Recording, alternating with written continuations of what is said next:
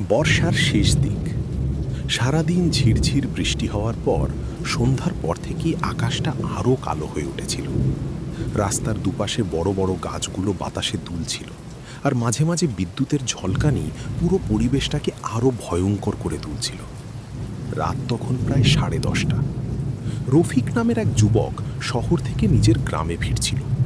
চাকরির ইন্টারভিউ দিয়ে ফিরতে দেরি হয়ে গিয়েছিল। শেষ বাসটা না ধরতে পারলে তাকে শহরেই রাত কাটাতে হতো। অনেক কষ্টে সে শেষ বাসে উঠল।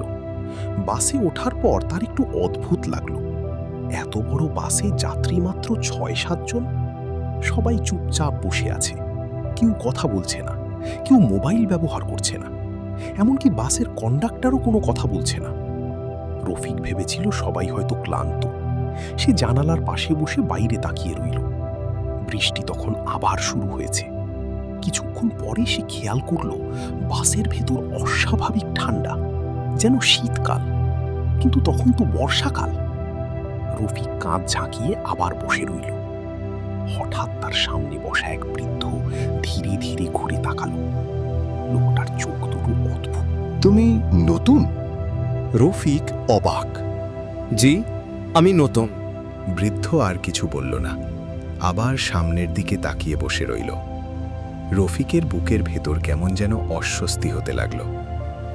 কিছুক্ষণ পর সে কন্ডাক্টরের কাছে ভাড়া দিতে গেল, কিন্তু কন্ডাক্টর টাকা হাতে নিল না, শুধু ফিস ফিস করে বলল, লাগবে না।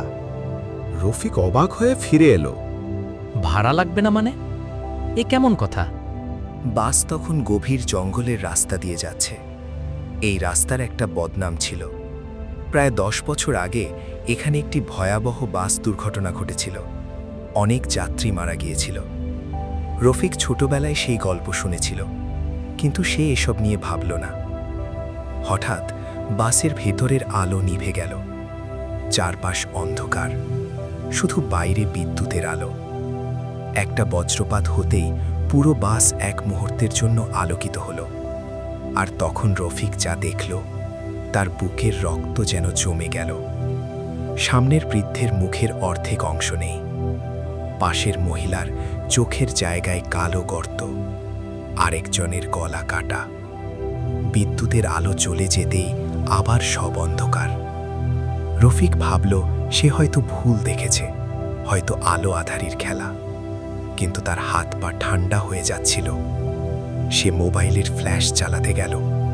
মোবাইল চালু হচ্ছে না, ব্যাটারি একদম শেষ, যদিও কিছুক্ষণ আগেই 80% চার্জ ছিল। হঠাৎ বাসের পিছন থেকে শিশুর হাসির শব্দ ভেসে এলো। খিলখিল, খিলখিল, খিলখিল। কিন্তু বাসে তো কোনো শিশু ছিল না। রফিক ধীরে ধীরে পিছনে তাকালো। শেষ সিটে একটি ছোট মেয়ে বসে আছে, সাদা ফ্রক পরা, চুল মুখের ওপর ঝুলে আছে। মেয়েটি ধীরে ধীরে মাথা তুলল। তার চোখ নেই, শুধু অন্ধকার, আর সে হাসছে। রফিক ভয়ে চিৎকার করে উঠল, কিন্তু আশ্চর্য, কেউ কোনো প্রতিক্রিয়া দেখালো না। সব যাত্রী স্থির, যেন পাথরের মূর্তি। বাস আরও গভীর জঙ্গলের দিকে যেতে লাগলো।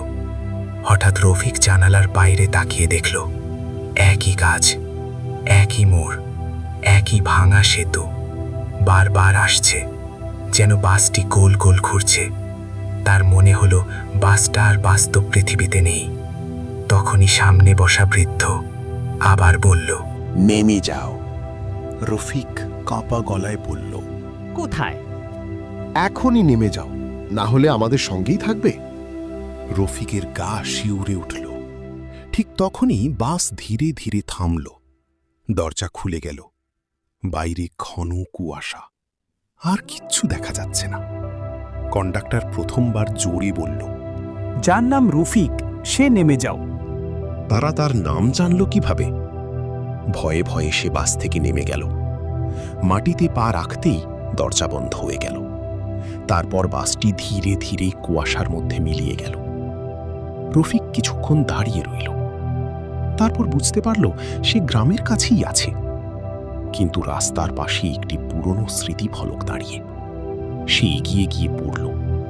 সেখানে লেখা, এই স্থানে 2016 সালের বাস দুর্ঘটনায় 37 জন যাত্রীর মৃত্যু হয়। নিচে দুর্ঘটনাগ্রস্ত বাসের নম্বর। রফিকের বুক ধড়ফড় করতে লাগলো, কারণ সেই নম্বরটাই সে একটু আগে যে বাসে উঠেছিল, ঠিক সেই নম্বর। পরদিন সকালে সে বিষয়টা গ্রামের মানুষদের বলল। এক বৃদ্ধ বললেন, অনেকেই সেই বাস দেখেছে। অমাবস্যা আর ঝড়ের রাতে বাসটা নাকি আবার রাস্তায় বের হয়। রফিক বিশ্বাস করেনি, কিন্তু কয়েকদিন পরে খবরের কাগজে সে দুর্ঘটনার পুরনো ছবি দেখল। আর ছবির মধ্যে দাঁড়িয়ে থাকা কন্ডাক্টরকে দেখে তার হাত থেকে কাগজ পড়ে গেল, কারণ সেই একই কন্ডাক্টরই তাকে বাস থেকে নামতে বলেছিল। কিন্তু লোকটি দুর্ঘটনায় মারা গিয়েছিল 10 বছর আগেই। সেদিনের পর রফিক আর কখনো রাতের শেষ বাসে ওঠেনি। তবু ঝড় বৃষ্টির রাতে গ্রামের মানুষ এখনো বলে, দূরে কোথাও একটি পুরনো বাসের হর্ন শোনা যায়, আর কুয়াশার ভেতর থেকে ভেসে আসে কন্ডাক্টরের কণ্ঠ। শেষ বাস, শেষ বাস, আর কেউ উঠবেন? এমন আরও ভয়ের গল্প শুনতে চ্যানেলটি সাবস্ক্রাইব করুন।